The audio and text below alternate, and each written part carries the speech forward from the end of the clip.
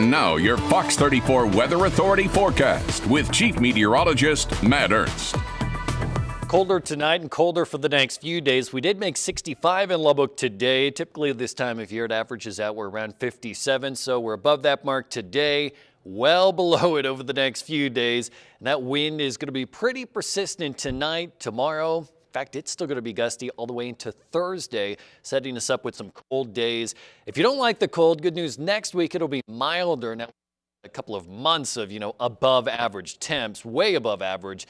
Kind of spoiled if you don't like the cold weather. Next week, kind of closer or just slightly above average. Doesn't get very warm anytime soon, but definitely a couple of chilly days in store. Tomorrow morning, about 27 for the low, but you got to factor in that gusty north wind. It'll make it feel like the teens. Sunrise just after 7:30. Here's a look at the wind speed by tomorrow morning. Strongest over the eastern panhandle and rolling plains, but area wide. You're starting the day with that gusty north wind. Can just kind of hit you in the face and remind you, yeah, it is December. Got to deal with this cold, cold weather. Hey, clear out the bugs. That's what we're thinking about, right? I know we've already had some good hard freezes, but just kind of remember that. North wind midday still strong, and it doesn't back off much until, well, the evening. It's still pretty breezy. In fact, check this out. All the way through Thursday, we're still dealing with a gusty north wind up to about 20 or so. Finally, by Thursday afternoon, should back off some. So definitely a chilly start. About 24 at Muleshoe, 28 at Denver City and Plains, 31 Lamesa, 33 Snyder.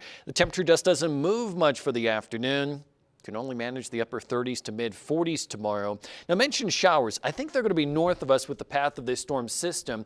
Now, you see some tiny areas of bluish snow, pinkish mixed precip. There could possibly be maybe a few flurries or sprinkles that make it down here, but I think this is really going to be an eastern panhandle, western Oklahoma snow setup. In fact, parts of Oklahoma, pretty good setup for the wintry weather there. I think the majority of it stays north of us.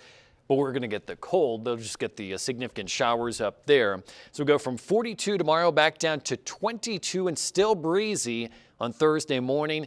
We're going to struggle to get out of the 30s on Thursday afternoon.